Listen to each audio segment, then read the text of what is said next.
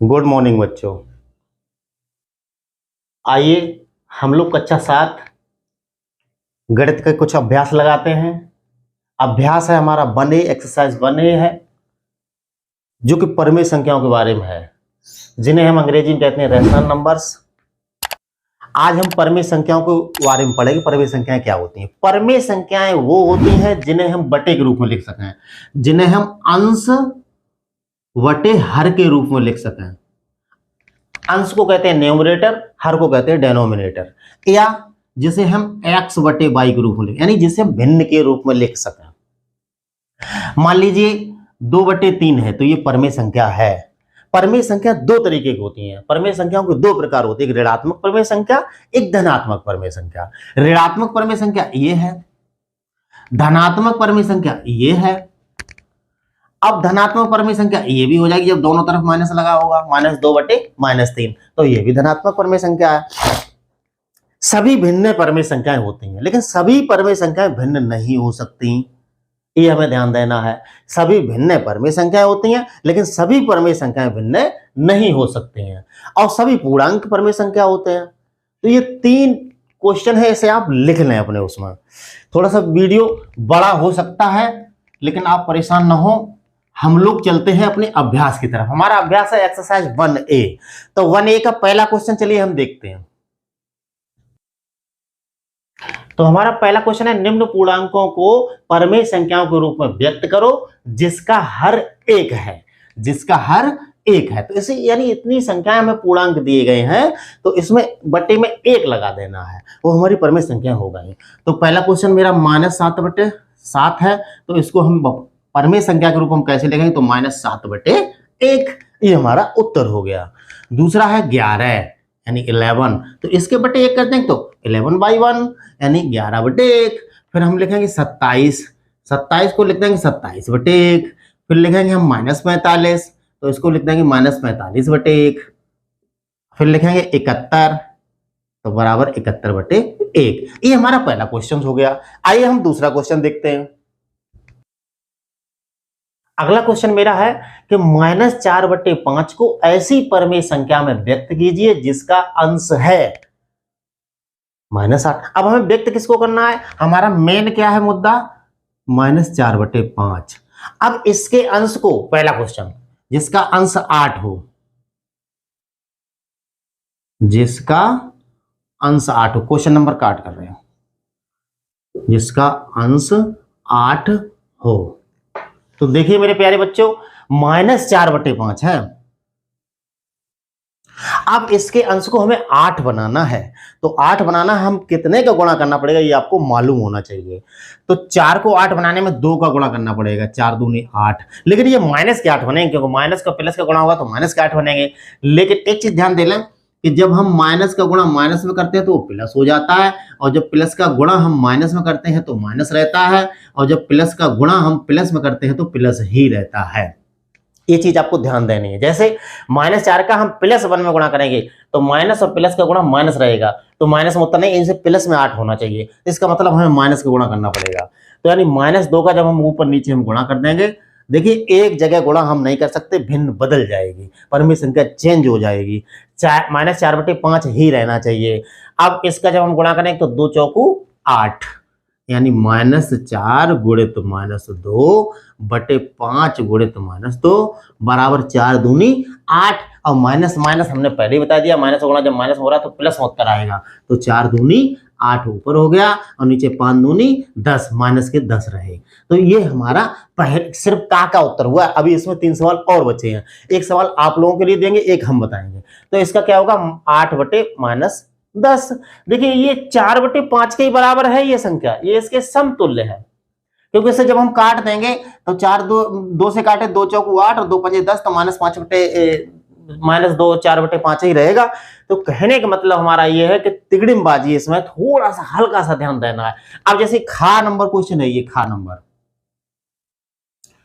Question है कि -4/5 को ऐसी परिमेय संख्या बनानी है जिसका अंश, यानी ऊपर वाला, अंश ऊपर वाला होता है, हर नीचे वाला होता है, अंश को -16 बना देना है।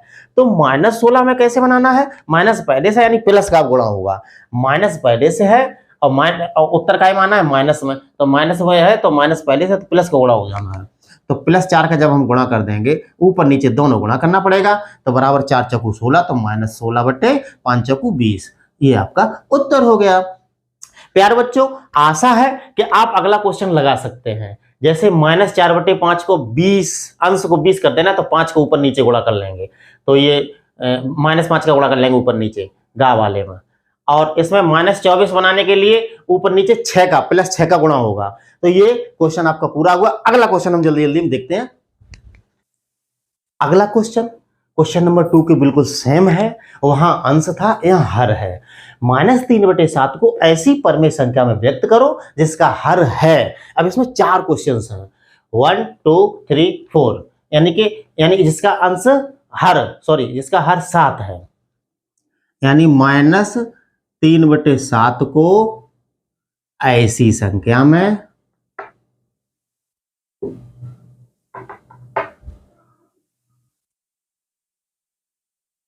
व्यक्त करो जिसका, ऐसे लिखना है आपको, जिसका हर 7 हो।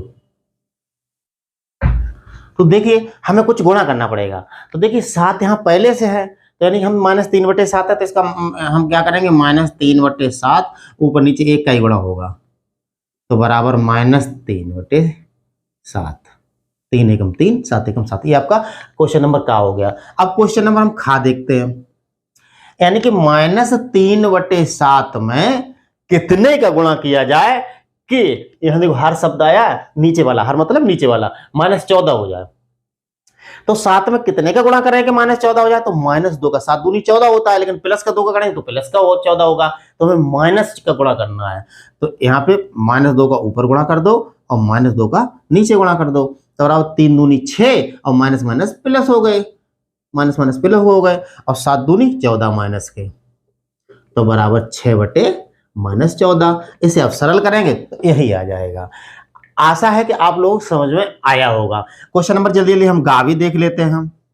यानी -3/7 को ऐसी परमेय संख्या में व्यक्त करना है जिसका हर 21 हो, यानी नीचे वाला हमें 21 बना देना है। तो 21 बनाना तो दूर से हमें दिखाई दे रहा है 3 का गुणा होगा, 7 × 21 हो गए, तो 3 × 9, तो -9 और 7 × 21, तो -9/21। घा का आपको देखना है तो नीचे क्या करना है, -35 बनाना है, तो -5 का गुणा ऊपर नीचे कर देंगे। आशा है कि आप ये क्वेश्चन कर लेंगे। ऊपर नीचे जब घा वाला करेंगे तो -3/7, और ऊपर भी कितने गुणा होगा, 5 का, और नीचे भी 5 का, 7 × 35 बन जाए -5 का, -5 का, क्योंकि यहाँ +5 है तो -5 का गुणा होगा तभी माइनस बनेगा। अगला क्वेश्चन हम लोग देखते हैं। क्वेश्चन नंबर 4 है हमारा, निम्नांकित परमेय संख्या के हर को धनात्मक बनाइए। निम्नांकित यानी नीचे दी हुई, निम्नांकित का मतलब नीचे अंकित संख्याओं को, हर को यानी नीचे वाले को हमें धनात्मक बनाना है। तो बहुत सही है, जैसे बिल्कुल सरल है, इजी है। आप ध्यान देना है, -9/-11 है, तो नीचे जो -11 है ऐसे हमें प्लस बनाना है। तो जब हमें चिन्ह चेंज करना हो, जो दिया है उसके विपरीत चिन्ह बनाना हो, तो हमें कुछ नहीं करना, उसके विपरीत चिन्ह का गुणा कर देना है। तो देखिए कैसे करते हैं। तो 1 का गुणा सबसे सरल है, 1 का गुणा करने के लिए, तो -1 का ऊपर गुणा कर दो और -1 का नीचे गुणा कर दो, -1। क्यों किया हमने? 1 का कर सकते हो, 2 का कर सकते हो, 3 का कर सकते हो, 4 का कर, कितने भी करो, लेकिन हम माइनस का ही करना पड़ेगा, माइनस माइनस का जब हम गुणा करें तभी प्लस हो जाएगा। तो बराबर ऊपर क्या होगा, 9 और नीचे हो जाएगा 11। माइनस माइनस ये भी प्लस हो गया, माइनस माइनस ये भी प्लस हो गया। आगे आएगा माइनस प्लस की संकल्पना आपकी क्लियर बिल्कुल हो जाएगी। खा नंबर क्वेश्चन है कि 11/-17, यानी कि 11/17 को ऐसी संख्या बना देनी जिसका हर प्लस में हो जाए, हर को धनात्मक बनाना है, चाहे वो 17 का 34 हो जाए, कुछ भी हो जाए, या 17 ही रहे, कोई दिक्कत नहीं होती है। तो हमें क्या करना है, यहाँ माइनस है तो माइनस का ही गुणा करना पड़ेगा, -1 गुणा कर लो, -2 गुणा कर लो, -3 कर लो, तब भी कोई दिक्कत नहीं है। तो -1 का हम ऊपर नीचे कर रहे हैं, तो बराबर 11 एकम 11, माइनस के 11 ऊपर हो गए, और 17 एकम 17 और 17 प्लस के हो गए। तो ये आपका उत्तर हो गया। इसी तरीके से -1 का यहाँ कर लेना, -2 का कर, जितना आपकी इच्छा हो, -1 का ऊपर नीचे गुणा कर लेना, चिन्ह हो जाएगा, -1 का यहाँ कर लेना, आपका सही हो जाएगा। 2 मैंने बता दी, 2 आप करेंगे, आशा है कि आप कर लेंगे। चलिए अगला क्वेश्चन हम लोग देखते हैं। क्वेश्चन नंबर जो 5 है हमारा, वो क्वेश्चन नंबर 4 के बिल्कुल विपरीत है। उसमें हर हमें प्लस बनाया गया था। अब अंश को धन पूर्णांक बनाइए। निम्नांकित दी हुई परमेय संख्याओं के अंश को हमें धन बनाना है। बिल्कुल सेम वैसा ही है, लेकिन कोशिश करें कि आप इसको भी देखें। मैं जल्दी जल्दी बता रहा हूं। -7/13 है, तो अब हमें अंश को धन करना है। -7 है, वहां +7 कर लो या +14 कर दो, यानी हम +7 ही करेंगे। तो ऊपर हम क्या करेंगे, -1 का गुणा। लेकिन जैसे ही हमें ऊपर वाले को दो ये है, तो इनका समान हिस्सा है, जो भी कुछ होगा समान होगा। चाहे ना 0 से गुणा करो, 1 से करो, तो ऊपर भी करना पड़ेगा तो नीचे भी करना पड़ेगा, तभी बराबर रहेगा, अन्यथा बराबर नहीं रहेगा। तो नीचे भी माइनस का किया, तो 7 एकम 7, माइनस माइनस हो गए प्लस, और नीचे 13 एकम 13, लेकिन एक प्लस का एक माइनस का, तो माइनस में आएगा 13। क्वेश्चन नंबर खा, -11/-9 है, तो इसको हमें क्या करना है, अंश को प्लस करना है। तो ऊपर भी हमें -1 का गुणा कर देना, नीचे भी -1 का गुणा कर देना। 11 एकम 11, ये भी प्लस का हो गया, 9 एकम 9, ये भी प्लस का हो गया, यानी ये हो गया। आशा है कि अगला सवाल आप गा और घा इसी तरीके से कर लेंगे। ऊपर भी -1 का गुणा होगा, घा वाले में -1 का गुणा होगा, आप कर लेंगे। हमें पूरी आशा है आपके समझ में आ रहा होगा। चलिए हम लोग अगला क्वेश्चन देखते हैं। अगला क्वेश्चन है, इस पर थोड़ा ध्यान देना है। निम्नांकित परमेय संख्याओं में कौन सी धनात्मक है? यानी ये 4 परमेय संख्याएं दी गई, का, खा, गा, घा, तो ये कौन सी धनात्मक संख्या है? तो सिर्फ हमें ये ध्यान देना है कि यानी कि बटा में होते हैं, अंश बटे हर होता है, ऊपर वाली संख्या बटे नीचे वाली संख्या। अगर ऊपर वाली संख्या और नीचे वाली संख्या पे समान चल रहा है, दोनों प्लस प्लस हैं तो धनात्मक होगी, दोनों माइनस माइनस है तो धनात्मक होगी। यहाँ भी ऋण चिन्ह है, यहाँ भी ऋण चिन्ह है, तो ये धनात्मक होगी, क्यों, माइनस माइनस कट जाएगा तो 9/13 प्लस में बचेगा। लेकिन यहाँ प्लस है, यहाँ माइनस है, तो ये ऋणात्मक संख्या है, ये नहीं होगी। गा में इसमें भी प्लस है, इसमें भी प्लस माइनस, सॉरी इसमें भी माइनस है, इसमें भी माइनस, माइनस माइनस कट जाएगा, ये भी धनात्मक संख्या है, लेकिन ये ऋणात्मक है। आशा है कि आपके समझ में आया होगा। चलिए अगला क्वेश्चन हम लोग देखते हैं जल्दी जल्दी। अगला क्वेश्चन हमारा है कि निम्नांकित दी हुई परमेय संख्याओं को सरलतम रूप में लिखना है। 4 परमेय संख्याएं दी गई हैं, इन्हें हमें सरलतम रूप में लिखना है। सरलतम रूप प्यारे बच्चों क्या होता है, इसे देखिए। जैसे क्वेश्चन नंबर का है,